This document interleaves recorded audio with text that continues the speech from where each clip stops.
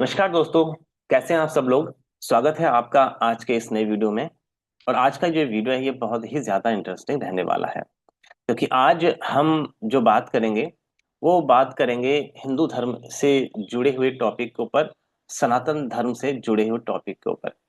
दोस्तों, आप जानते हैं जो हमारे हिंदू धर्म है, जो हमारा ये सनातन धर्म है, जिससे कि हम जो है सबसे पौराणिक सबसे पुराना धर्म इस पृथ्वी पे मानते हैं। और ऐसा हमें देखने सुनने को भी मिलता है जब हम अपने घर में विभिन्न तरह के पूजा पाठ करते हैं और उसमें कुछ कहानियां वगैरह हम सुनते हैं, तो उससे उसकी पौराणिकता हमें जो है महसूस होती है। और लेकिन जब हम बात करते हैं विज्ञान के लिहाज से, तो विज्ञान की थोड़ा सा एक अलग कहानी है, उनका एक अपना अलग तरीका है। लेकिन जब हम अपने धर्म को विज्ञान की कसौटी पर भी देखते हैं, तो भी हमारा ये जो धर्म है ये काफी पुराना नजर आता है। और हमारे इस सनातन धर्म में, हमारे इस हिंदू धर्म में जो ज्ञान विज्ञान की परंपरा है ये बहुत ही प्राचीन और बहुत ही गहरी है। तो आप जानते हैं कि हमारे जो है पुराने जमाने में जो ज्ञान का जो स्रोत तो हुआ करते थे वो जनरली ऋषि मुनि हुआ करते थे। उनके गहन अध्ययन ध्यान ध्यान योग से, ध्यान से वो उस ज्ञान को अर्जित किया करते थे। और वो जो ज्ञान अर्जित करते थे या जो वो बताते थे या जो भी ज्ञान विज्ञान की बातें हमारे वेदों में, पुराणों में और हमारे धर्म शास्त्रों में लिखी है, अगर हम उसको आज विज्ञान की कसौटी पे या विज्ञान की नजर से देखते हैं, तो विज्ञान भी उनके सामने अभी काफी पीछे नजर आता है। लेकिन ठीक है, हम जब दोनों को जो है एक बार धर्म और विज्ञान के लिहाज से जब जोड़ते हैं, तो एक अलग ही इंटरेस्टिंग चीजें हमें देखने को मिलती हैं। तो आज हम ऐसे ही एक इंटरेस्टिंग टॉपिक के ऊपर बात करेंगे जो आपका विज्ञान से भी जुड़ा हुआ है, जो आपका हिंदू धर्म सनातन धर्म से भी जुड़ा हुआ है। तो दोस्तों, आज हम बात कर रहे हैं कि आखिरकार ये जो समय है ये आज कितना है, और ये जो ब्रह्मांड है, ये जो आपका पृथ्वी है, इसका जो समय है वो कितना हो गया, यानी कि एज ऑफ यूनिवर्स और एज ऑफ अर्थ। तो ये पृथ्वी की उम्र कितनी है, पृथ्वी और इस ब्रह्मांड की एज कितनी है। और इस पे जो आपके वेरियस हैं साइंटिस्ट, उन्होंने रिसर्च की है, कर रहे हैं, एक ऑन गोइंग प्रोसेस है। लेकिन अगर हम बात करें हमारे हिंदू धर्म में, इसके ऊपर पहले ही काफी चिंतन मंथन हो चुका है, और इस रिगार्डिंग उन लोगों ने भी काफी कुछ बता रखा है। तो आज थोड़ा सा हम इस ही इंटरेस्टिंग टॉपिक के ऊपर थोड़ा इसको एक्सप्लोर करेंगे और देखेंगे, जानेंगे कि विज्ञान के हिसाब से पृथ्वी की उम्र कितनी है और इस ब्रह्मांड की उम्र कितनी है, और हमारे हिंदू धर्म सनातन धर्म के हिसाब से इस पृथ्वी की उम्र कितनी हो सकती है या है, और ब्रह्मांड की उम्र कितनी है। तो काफी ही इंटरेस्टिंग रहने वाला ये आपका वीडियो है, जिससे आपको थोड़ा सा नॉलेज तो मिलेगी ही मिलेगी, बल्कि काफी क्यूरियोसिटी और काफी इंटरेस्टिंग भी आपको ये एक्चुअली लगेगा। तो स्टार्ट करते हैं हम आज की इस वीडियो को, और जानने की कोशिश करते हैं ब्रह्मांड की उम्र क्या है साइंस के हिसाब से और हमारे हिंदू धर्म के हिसाब से। तो दोस्तों, अगर हम बात करें कि आखिरकार इस ब्रह्मांड की एज क्या है, एज ऑफ यूनिवर्स क्या है, तो एक काम करते हैं, पहले हम थोड़ा सा एज पर साइंस देख लेते हैं कि भाई साइंटिस्ट के हिसाब से कितनी हमारे इस ब्रह्मांड की उम्र है। और फिर हम जो है अपने हिंदू धर्म के हिसाब से, और इसका एक कैलकुलेशन भी है, ध्यान रखना। आखिरकार हमारे ब्रह्मांड की उम्र कितनी है, उसकी कैलकुलेशन है, वो कैलकुलेशन भी मैं आपको करके बताऊंगा, और इससे काफी कुछ आपको देखने सुनने और सीखने को मिलेगा। फर्स्ट ऑफ ऑल आ जाते हैं भाई हम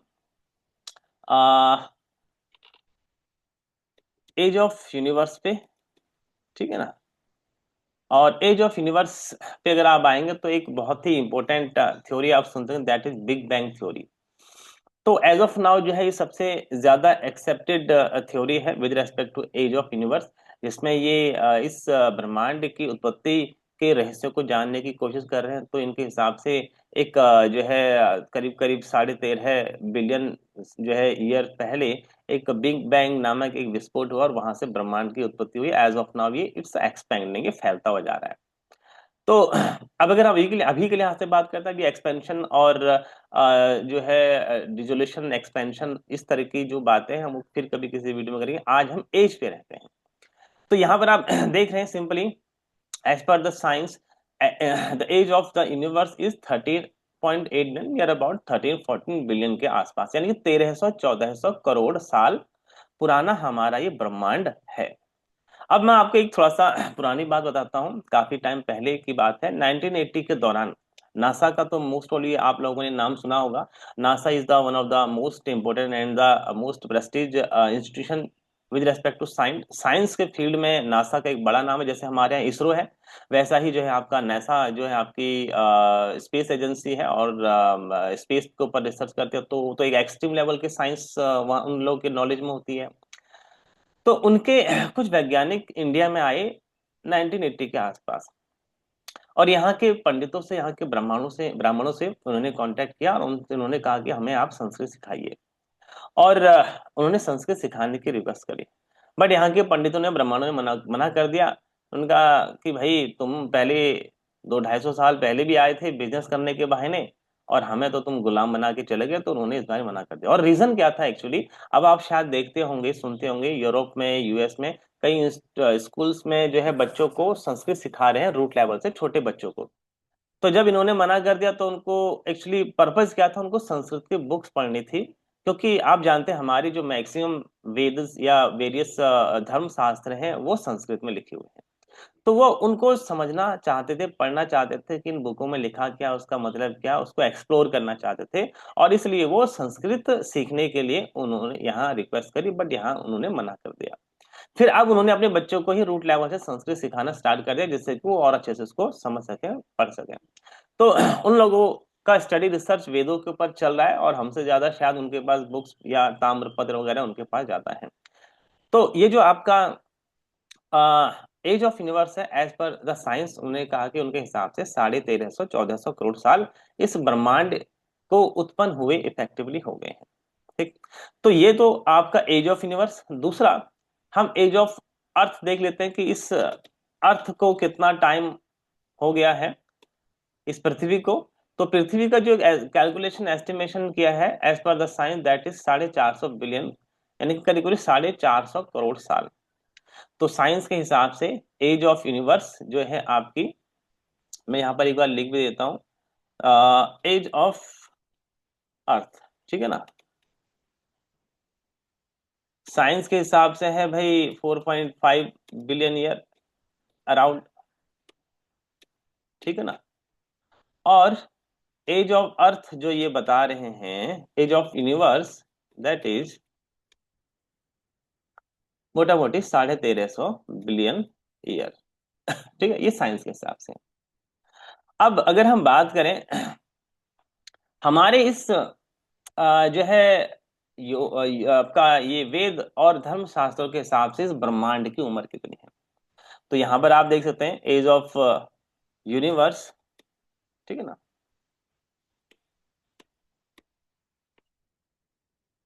एज पर वेदा करते हैं, और तो ये आपको बताएगा। As per Veda the age of universe is 311.04 trillion human year, trillion years यानी कि। तो उनके हिसाब से तो जो ब्रह्मांड है उसकी उम्र है 1350-1400 करोड़ साल, और हमारे हिसाब से जो है वो 311 है ट्रिलियन ईयर। अब ये इतनी बड़ी संख्या है कि पहले तो ये है कितनी यही समझ में नहीं आ रहा। तो इंग्लिश में है मिलियन, बिलियन, ट्रिलियन, तो आप हिसाब लगा सकते हैं। तो मिलियन यानी कि 6 जीरो हो गई, बिलियन यानी कि 9 जीरो, और ट्रिलियन यानी कि 12 जीरो। तो 311 के बाद 12 जीरो और हैं, तो हिसाब लगा लो। तो ये तो करोड़ों अरबों खरबों साल की तरफ जा रहा है, और जबकि साइंस के हिसाब से बन रहा है हमारा कितना, 1350-1400 करोड़ साल। तो कितनी बड़ी बात है। तो ये जब उन्होंने ये देखा, सुना, पढ़ा, तो उनको काफी क्यूरियोसिटी हुई कि भाई आखिरकार ये इंडियंस ने ये हिसाब किताब कैसे लगाया है, इसके पीछे कैलकुलेशन इफेक्टिवली क्या है। क्योंकि साइंस तो उस समय जाहिर सी बात है, अब तो फिर भी थोड़ा सा ये फिगर अब हम इसको देख रहे हैं, सुन रहे हैं एक लंबे अरसे से। हालांकि इट इज ऑल अबाउट एक ऑनगोइंग कंसर्न है, प्रोसेस है। लेकिन हाँ, 1980-85 के आसपास, 70-80 के आसपास, तो फिर ये उनके लिए तो और भी बड़ी बात थी। तो उन्होंने इन्हीं चीजों को सीखने के लिए, ब्रह्मांड की उम्र क्या है, विमान शास्त्र, जो हमारे धर्म शास्त्र पढ़ने के लिए यहाँ के पंडितों से कांटेक्ट किया कि हमें संस्कृत सिखाओ। उन्होंने मना कर दिया, भाई तुम तो पहले भी आए थे, गुलाम बना के चला गए। अब वो तो इन्हीं चीजों को सीख रहे हो। तो अब आप देख सकते हैं age of universe as per science 1350 1400 crore साल, और ये हमारा एज पर वेदा 311 ट्रिलियन ईयर। अब ये 311 ट्रिलियन होता कितना है इसको भी हम देखेंगे, और ये फिगर आती कैसे इसको भी देखेंगे, और इसमें आपको जो कुछ और चीजें हैं वो भी देखने सुनने को मिलेंगी, और काफी जो है आपको मजा आएगा और काफी इंटरेस्टिंग भी लगेगा। अब आते हैं, देखो ये कैलकुलेशन बनी कैसे। ये जो ये 311.04 ट्रिलियन ईयर है, ये बनता कैसे है? तो दोस्तों आप जानते हैं, ये तो बहुत ही सिंपल है। हम लोग जानते हैं कि हिंदू धर्म के हिसाब से जो ये हमारा समय है, अभी कलयुग चल रहा है, हम सुन रहे हैं। और इससे पहले सुना है कि आपका द्वापर था, त्रेता, सतयुग। इस तरह से ये जो है समय को मापने की कुछ इकाइयां हमारे धर्म शास्त्र में हमारे ज्ञानियों ने, हमारे विज्ञानियों ने, हमारे ऋषि मुनियों ने हमें बता रखा है। तो हम तो ये जानते हैं कम से कम। अब यहाँ पर मैं लिखता हूँ, as of universe as per वेदा, ठीक ना, हिंदुइज्म, ठीक। और ये जो आपका एज है, इस तरह की ज्ञान विज्ञान की बातें लगभग सभी धर्मों में इफेक्टिवली लिखी हुई हैं। ये जो ज्ञान विज्ञान की बातें हैं, ये लगभग सभी धर्मों में लिखी हुई हैं। और ऐसा नहीं कि केवल हिंदू धर्म है, ये सभी धर्मों में, ईसाइयों में है और आपका इस्लाम में है। तो लगभग जो मेजर धर्म है उन सभी में इसके ऊपर स्टडी रिसर्च कर रखा है। हर किसी का अपना अपना स्टडी रिसर्च है, हर किसी की अपनी एक नॉलेज है। लेकिन हमारा जो हिंदू धर्म है, सनातन धर्म है, जो कैलकुलेशन है वो बहुत ही आपकी एक्सट्रीम, बहुत ही सटीक और बहुत ही साइंटिफिकली है। तो यहाँ पर जो है 311.04 ट्रिलियन ईयर, सोचो जरा। कहाँ तो आपका ये बिलियन है, वो भी 13.5 है, और यहाँ पर 311 है ट्रिलियन ईयर, ठीक। अब इसका हिसाब लगाते हैं। तो आप जानते हैं कि भाई हिंदू धर्म में ये जो समय है इसको मापने की इकाइयां हैं, और उनमें से एक इंपॉर्टेंट इकाई जो आपने सुनी होगी, कल युग, ये सुना होगा आपने। और कलयुग से पहले आपका द्वापर था। तो ये थोड़ा सा मैं इंग्लिश वर्ड में लिख रहा हूँ, मे भी आप समझ जाएंगे, द्वापर। और इससे पहले आपका त्रेता था। और ये किस्से कहानी, आप तो अब जब भी घर में पूजा पाठ हो तो विभिन्न तरह के किस्से कहानियां होती हैं। भाई सीधी सी बात है, कुछ टाइम पहले आपको याद होगा, अभी कुछ हाल ही में जन्माष्टमी हुई है। जन्माष्टमी यानी कि श्री कृष्ण का जन्मदिन, जन्म हुआ। अब अगर इस कोई हम समय के लिहाज से तोले, नापे, तो करीब 5,000 साल पहले की ये घटना है, 5,000 साल पहले की बात है। अब यहाँ तो आजकल के जो साइंटिस्ट हैं वो 5-6 हजार साल से पुराना एक सिविलाइज्ड सोसाइटी को मानते ही नहीं, या उनकी नॉलेज में नहीं है। और अगर हम बात करें, जब धर्मों की बात करते हैं कि कौन सा धर्म कितना प्राचीन है, थोड़ा अगर हम बात करें तो इस्लाम की अगर हम बात करें तो करीब करीब जो है आपका 1,500 साल पुराना उसका हिसाब किताब समझ में आता है। और उससे पहले की अगर हम बात करें तो आपका जो ये क्रिश्चियनिटी है, 2000 अभी 25 चल रहा है, उनके हिसाब से मोटा मोटे 2,000 साल का हिसाब किताब है, क्रिश्चियनिटी की जो है शुरुआत हुई। उससे पहले की अगर हम बात करते हैं तो बौद्ध धर्म, जैन धर्म, जो करीब करीब जो है 2,500 साल के आसपास के जो हिसाब किताब बनता है। थोड़ा और पुराने की तरफ जाते हैं तो आपने एक कहानी तो सुनी होगी, जो जीता वही सिकंदर। है तो असल में उल्टा।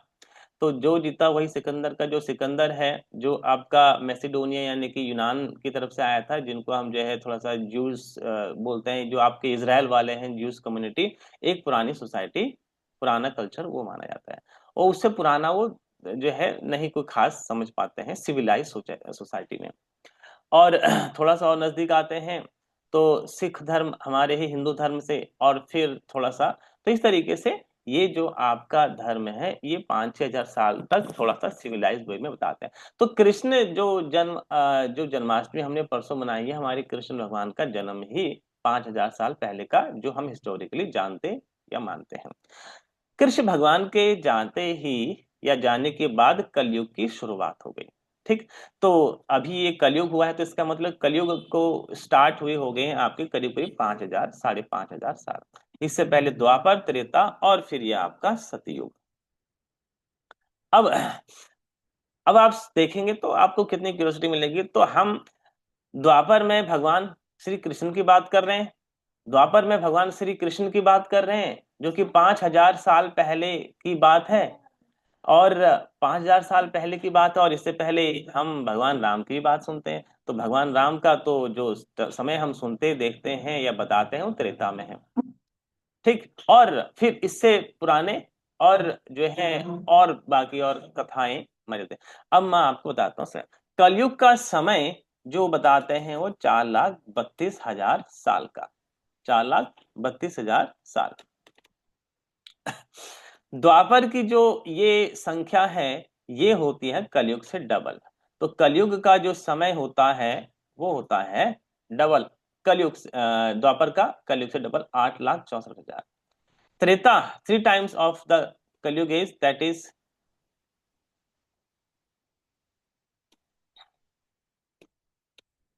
12,96,000 साल। और सतयुग का जो टाइम होता है 4 टाइम ऑफ द कलयुग दैट इज 17,28,000 साल। ठीक है ना। तो ये सब आप अगर देखेंगे तो इस तरीके से हमारे जो ये कलयुग या जो 4 युग हैं और इन सब को जोड़ दें तो इन सब का जो जोड़ बैठता है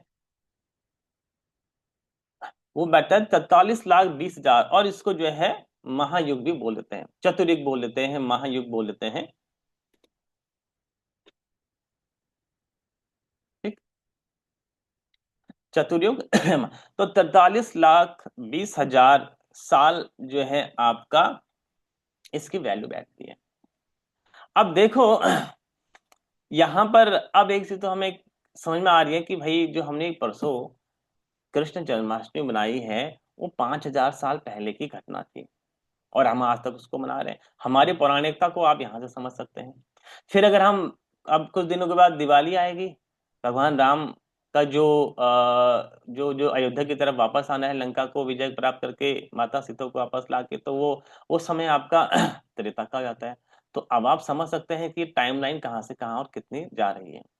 फिर हम बहुत सारे किस्से, कुछ दिन पहले ही मैं किसी से ऑफिस में बात कर रहा था, महीना डेढ़ एक महीना पहले, आप जानते हैं सावन का महीना था। और सावन के महीने में आप जानते हैं कि भगवान शिव को जो है गंगा जल लाके लोग जो है गंगा जल चढ़ाते हैं शिवलिंग पे।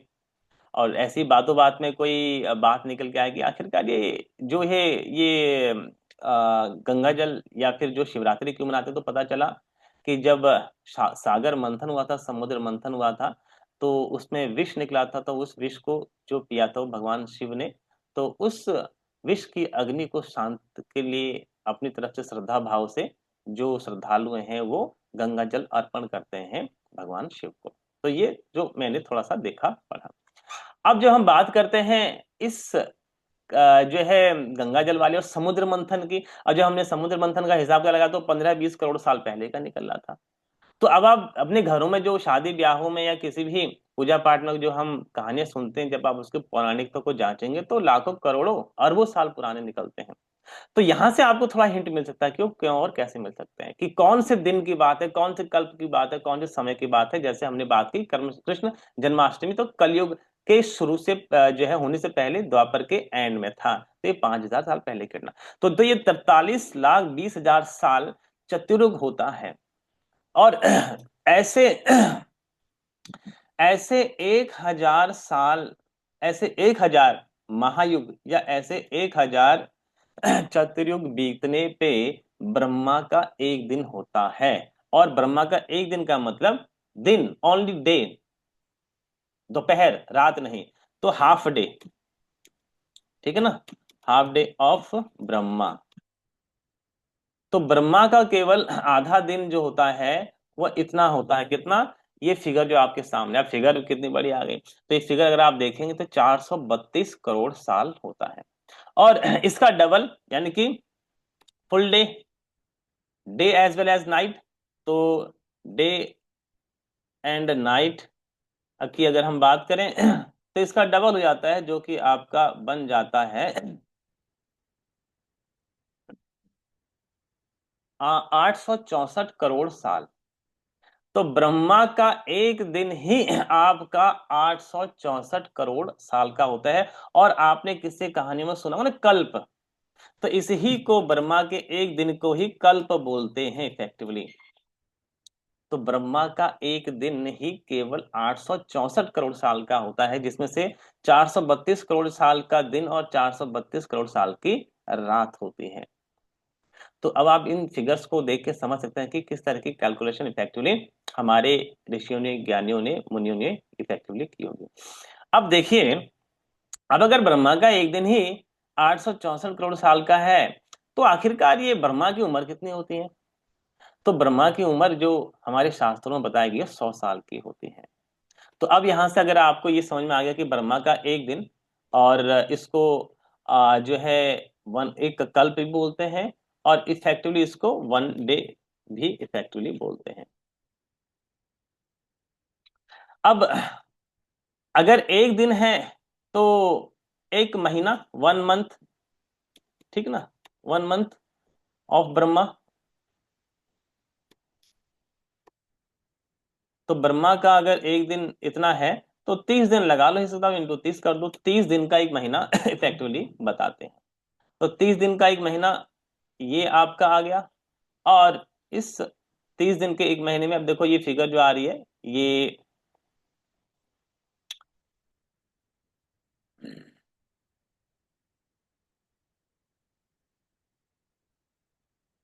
अब ये जो हमारा एक्सेल है, इसको देखो ये फिगर आ गई आपकी ब्रह्मा की एक महीने की है।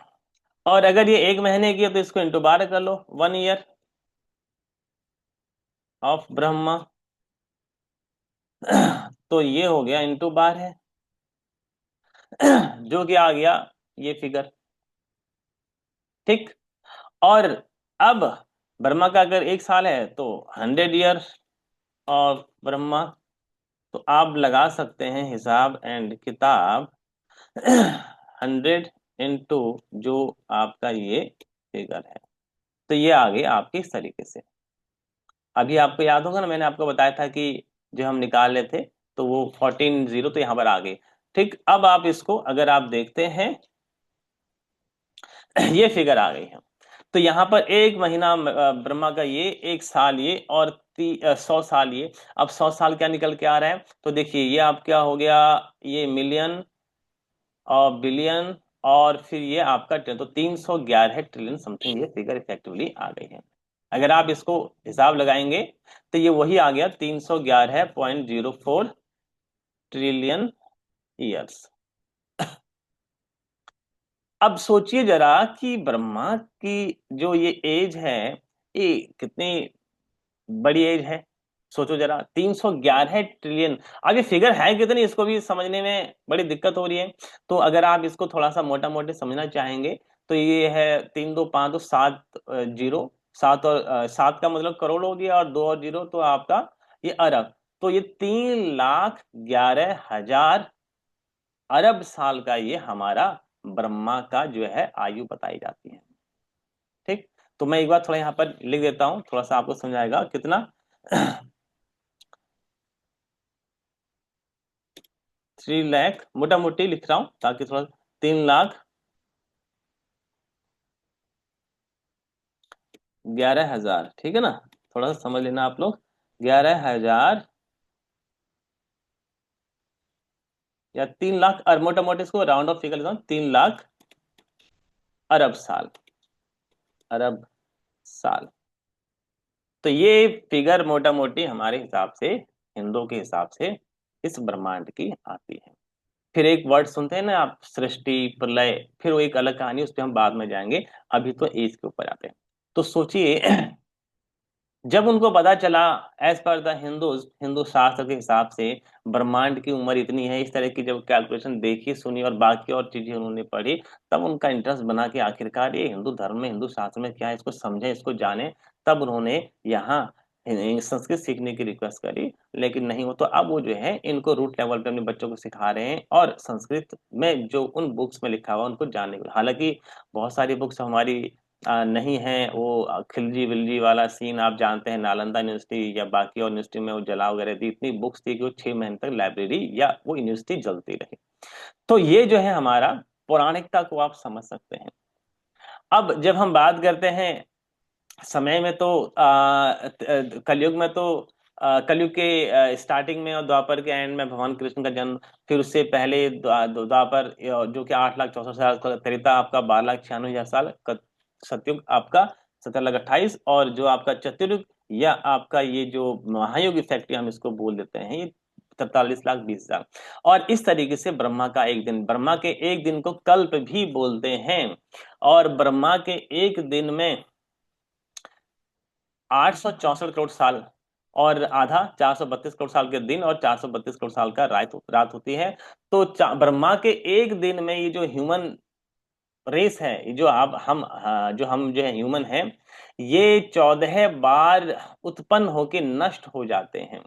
और इनको मनवंतर बोलते हैं, और इनको जो है मनु के नाम से भी जानते हैं। यानी कि कहने का मतलब ये, कभी आपने सुना होगा ना कि इस धरती पृथ्वी पे सुना है हमने डायनासोर हुआ करते थे, अब वो विलुप्त हो गए हैं। तो कोई रीजन रहा होगा, कोई भी जो है रीजन रहा होगा जो है उनके खत्म होने का। तो ऐसे ही ये जो मनुष्य प्रजाति है, ब्रह्मा के एक दिन में 14 बार उत्पन्न होती है और 14 बार खत्म हो जाती है, जिसको हम मनवंतर इफेक्टिव बोलते हैं। और जो ब्रह्मा की जो रेस स्टार्ट होती है, उसी को जो है हम जहां से स्टार्ट होती है, जिसको हम मनु बोलते हैं, एज ऑफ नाउ स्वयंभू मनु या वैवस्वत मनु। इस कल्प के स्टार्टिंग में जो मनु शायद थे वो आपके स्वयंभू मनु, एज ऑफ नाउ जो मनवंतर या जो मनु चल रहा है वो आपका वैवस्वत मनु। तो आप, अगर हम बात करें हिंदू धर्म में, जब भी किसी हिंदू धर्म में एक जनरली जब शादी होती है, नॉर्थ में खासकर, इवन शायद पूरे इंडिया में होता होगा, जब शादी होती है तो जनरली रात को होती है। उस समय पंडित जी बताते हैं कि आज तारीख क्या है। जैसे मान के लो आज 23 अगस्त 2025 है, विक्रम या शक संवत ये है। उस समय बताते हैं कि वर्मा जी की एज कितनी हो गई। तो वो बताए परार्ध, यानी कि वर्मा जी के 50 साल पूरे हो गए हैं, 51वां साल ये जो है आपका चल रहा है, और छठा दिन मोस्ट प्रोबेबली चल रहा है। यानी कि 51वां साल जो है उनका लगा हुआ है, पहला दिन है मोस्ट प्रोबेबली, और ये छठा मनवंतर इफेक्टिव चल रहा है। तो उस पर भी हम किस दिन आएंगे। तो अब आप समझ सकते हैं कि हमारा जो कैलकुलेशन कितना बड़ा और कितना विशाल है। और साइंस के लिहाज से आप देखो, साइंस के हिसाब से एज ऑफ यूनिवर्स 1350 करोड़ साल ओनली। और हमारे हिसाब से एज ऑफ यूनिवर्स जो है आपकी 311 ट्रिलियन, यानी कि 3 लाख अरब साल का हमारा ये टाइम निकल के आ रहा है। इसीलिए वो बेचारे बड़े कंफ्यूज आते हैं, यार ये है कि इसको समझना चाहिए। अब देखो, अब यहाँ पर एक थोड़ा सा साइंस के साथ जोड़ने के लिहाज से अगर हम देखें, यहाँ पर लिखा है एज ऑफ अर्थ 450 करोड़ साल, अराउंड 450 करोड़ साल। अब अगर आप देखते हैं, जो हमने ये बात की कि ब्रह्मा का जो एक दिन होता है, वो होता है आपका 8,64 करोड़ साल, और हाफ जो होता है उनका दिन। तो रात तो जो, फिर रात तो उनकी प्रलय वाली है, तो उसमें तो सब कुछ शांत, सब कुछ प्रलय में इफेक्टिवली हो जाता है। तो जो आधा आपका बचा, यानी कि प्रलय के बाद जब सृष्टि फिर हो रही है, तो अगर आप इस आधे टाइम को देखेंगे तो ये 432 करोड़ साल निकल के आ रहा है। और 432 करोड़ साल का मतलब 4.5 बिलियन। और अगर आप इसको age of earth as per science अगर हम नए एज ऑफ नाउ देखेंगे, तो ये 450 बिलियन निकल के आ रहा है, जो हमारा ब्रह्मा का आधा दिन है। यानी कि जहां से सृष्टि स्टार्ट हो रही है, रात को तो सब सृष्टि जो है आपकी प्रलय में खत्म हो गई। तो जब वो सृष्टि उत्पन्न हो रही है, तो पृथ्वी उत्पन्न हो रही है। साइंस ने हिसाब किताब लगाया कि इस पृथ्वी की उम्र 4.5 बिलियन ईयर है। और उस लॉजिक से अगर आप देखते हैं, तो हमारी ब्रह्मा की जो हाफ डे है, दिन दिन जिसे हम कहेंगे, वो आपका 4.5 बिलियन बैठ है। तो यहाँ पर अगर आप देखेंगे तो ये कुछ कैलकुलेशन मैच होती हुई लग रही है। लेकिन एज ऑफ यूनिवर्स में तो लग रहा है कि अभी तो साइंस को काफी लंबा सफर तय करना है। और अगर हम बात करें विद रेस्पेक्ट टू हमारा यहाँ पर जो ब्रह्मा जी की उम्र है, अभी इससे और भी आगे कहानी है कि भाई हमारा जो ये समय का नाप है वो कहाँ तक जा रहा है, समय का पैमाना कहाँ तक जा रहा है। तो जब ऐसी बात आगे जाके सुनते हैं पौराणिक कथाओं में, तो ऐसा सुनने में आता है कि भाई विष्णु जी की पलक झपकने में ही इतना टाइम जो है आपका लग जाता है। तो विष्णु जी जब पलक झपक रहे हैं, उसी में ब्रह्मा जी की इतनी उम्र निकले, तो सोचो ब्रह्म विष्णु की उम्र कितनी कैसी इफेक्टिवली होगी। तो हम तो यहाँ तक कि जनरली सीमित रहते हैं। तो ये जो आपकी किस्से कहानियां हैं, पौराणिकताएं हैं, जो कि साइंस के आधार पर आपको लगभग सही और बेटर नजर आती हैं, और ऐसा लग रहा है कि साइंस तो अभी बहुत कुछ जानना चाहता है, साइंस को तो अभी बहुत कुछ जानना है। तो ये जो आपका आज की वीडियो बनाने का पर्पज ये था कि आखिरकार जो हमारे शास्त्र हैं, जो हमारा धर्म है, जो हमारे हिंदू और सनातन धर्म है, कितना पौराणिक है, कितना सटीक है, कितना वैज्ञानिक है। तो इसकी महत्ता को आप समझें और इसमें जो छिपा हुआ ज्ञान विज्ञान है उसको जानें। और उसको अगर जानेंगे तो आपको न सिर्फ नॉलेज मिलेगी, बढ़ेगी, बल्कि आपको साइंस को समझने में और भी आसानी होगी। तो आज हमने जस्ट एज के ऊपर बात करी है, और किस्सा यहाँ पर खत्म नहीं है। बिग बैंग थ्योरी वाले, साइंस वाले कहते हैं कि विस्फोट से, एक बिग बैंग नामक थ्योरी, विस्फोट से जो है ब्रह्मांड का स्टार्ट हुआ है। हिंदू तो कहते हैं कि भाई ये ब्रह्मांड की उत्पत्ति और प्रलय तो ये जो है नित्य होता ही आता रहता है। तो उनके हिसाब से तो ये जो ब्रह्मांड है, ये जो यूनिवर्स है, ये तो एक ऑनगोइंग प्रोसेस है, ये बनता और बिगड़ता रहता है, जिसको हम इवोल्यूशन, डिवोल्यूशन या फिर जो है डिसोल्यूशन या फिर सृष्टि और प्रलय के नाम से जानते हैं। तो यहाँ तो पहले सब कुछ जो है ज्ञान विज्ञान की बातें लिखी हुई हैं। तो जब आप इन सब चीजों को देखते हैं तो काफी क्यूरियोसिटी फैक्टली होती है। तो दोस्तों, ये जो हमारा आज का वीडियो था, ये बेसिकली हमारे जो धर्म शास्त्र हैं, हमारा जो हिंदू धर्म है उसके ऊपर था, इसकी वैज्ञानिकता की, उसके ऊपर पौराणिकता के ऊपर था। और आप अगर देखेंगे तो काफी आपको एंजॉयमेंट भी होगा और एक्साइटमेंट की हमारी विरासत कितनी प्राचीन और कितनी वैज्ञानिक हमारी विरासत है। दोस्तों, आज की वीडियो में इतना ही, और ऐसे ही कुछ इंपॉर्टेंट और कुछ जो है ज्ञानवर्धक वीडियो में अगेन आपके लिए लेके आऊंगा। और अगर आपको वीडियो अच्छी लगे तो प्लीज को लाइक, शेयर और सब्सक्राइब करें। और बाकी जो वीडियोस हैं, बेसिकली मे बी आप जानते हैं कि इन्वेस्टमेंट योगा में मैं दो थीम पे वीडियो डालता हूँ। एक तो आपका जो फिलॉसफी है, yoga, meditation and the philosophy, Indian philosophy. दूसरा आपका स्टॉक मार्केट। तो अगर आपका कोई क्वेरी, क्वेश्चन, डाउट अगर रिगार्डिंग इन दो सब्जेक्ट के रिगार्डिंग होता है, स्टॉक मार्केट के regarding as well as yoga, meditation and the philosophy के रिगार्डिंग, तो आप क्वेरी, क्वेश्चन पूछ सकते हैं। आज के लिए इतना ही, मिलते हैं नई वीडियो में। टिल देन टेक केयर, नमस्कार।